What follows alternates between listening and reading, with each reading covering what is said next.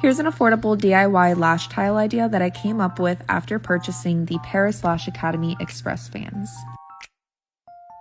Altogether for this DIY, it came to $3.18, and I'll be using the Lash Academy Express Fans, which, by the way, are amazing. However, the strips that they come on don't stick to anything. So, spur of the moment, I ended up coming up with this DIY. As you can see, I'm just laying down a minimal amount of this glue and then popping the strips right on top. Overall, this did the job. It wasn't the best, but better than using my silicone pads since these strips are way too wide. If you do use the Express Fans from PLA, please let me know if you have any other recommendations, or if you try this out, let me know what you think.